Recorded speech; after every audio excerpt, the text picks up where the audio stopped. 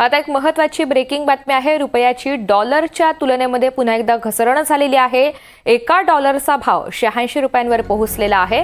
अमेरिकेमध्ये आणखी व्याजदर कपातीची शक्यता तुर्तास मावळल्यामुळे जगभरात डॉलरची किंमत वाढते आहे। त्याचा परिणाम म्हणून आज पुन्हा एकदा रुपयानं नीचांकी पातळी गाठलेली आहे। आज एका डॉलरचा भाव 86 रुपयांवर पोहोचलेला आहे। या सगळ्या संदर्भात अधिकची माहिती देण्यासाठी माझे सहकारी निनाद झरे आपल्या सोबत आहेत। निनाद, आज एका डॉलरचा भाव 86 रुपयांवर पोहोचलेला आहे, याची कारण काय?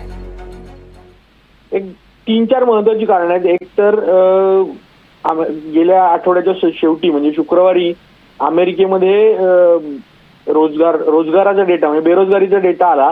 त्या डेटानुसार तुर्तास तरी अर्थव्यवस्थेची परिस्थिती चांगली असून बेरोजगारांची संख्या घटलेली आहे। त्यामुळे पुन्हा एकदा व्याजदर कपात करण्याची शक्यता, अमेरिकेत व्याजदर कपात होण्याची शक्यता जी होती ती आता जवळपास मावळली आहे। पुढचे 6 महिने तरी किमान व्याजदरात कपात होणार नाही असं आता चित्र निर्माण झालंय। त्याच्यामुळे डॉलरचा जो भाव आहे तो जगभरातल्या इतर करन्सींच्या तुलनेत म्हणजे येन असेल किंवा जपानचं करन्सी असेल किंवा युरोपियन युनियनचा युरो असेल, या सगळ्यांच्या तुलनेत डॉलरचा भाव सध्या वाढतोय। त्याला डॉलर इंडेक्स असं म्हणतात आणि तो 115च्या दिशेने आता वाटचाल करतोय। त्याच्यामुळे अर्थातच इतरांच्या तुलनेत जसा डॉलर वाढतोय तसाच आपल्या रुपयाच्या तुलनेत सुद्धा डॉलर वाढतोय। आणि आता जी घसरण, एक तर दुसरं म्हणजे रुपयाची घसरण जी आहे त्याच्याला 2-3 महत्वाची कारण आहेत। आपल्याकडे अर्थव्यवस्थेचं जे स्लोडाऊन आहे त्याचाही परिणाम रुपयावर होतोय। भारतीय बाजारातून गेले 5-6 वर्ष जे सातत्याने परदेशी गुंतवणूकदार भारतात गुंतवणूक करत होते ते सुद्धा आता नफा वसुली करतायत आणि आपले पैसे परत घेऊन जात आहेत। यामुळे त्याच्यामुळे सुद्धा डॉलरची मागणी वाढतीये।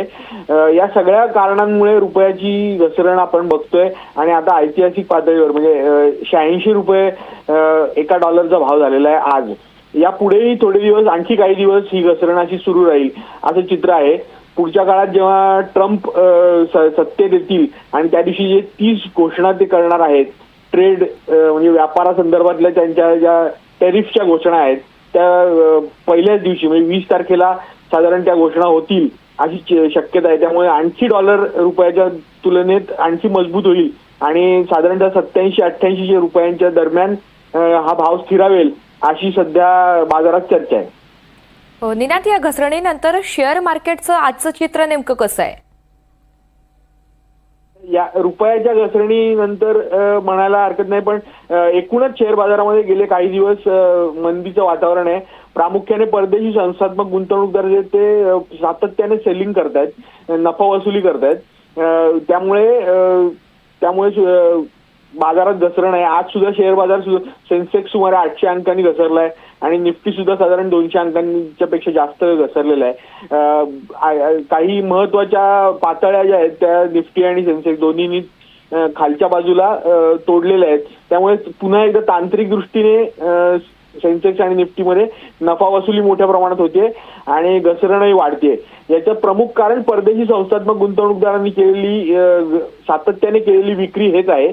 यात आपल्याला याच काळात देशातले जे गुंतवणूकदार आहेत म्हणजे म्युच्युअल फंड असतील हे मात्र खरेदी करताना आपल्याला दिसतात। निश्चित। निनाद, धन्यवाद सविस्तर माहितीसाठी।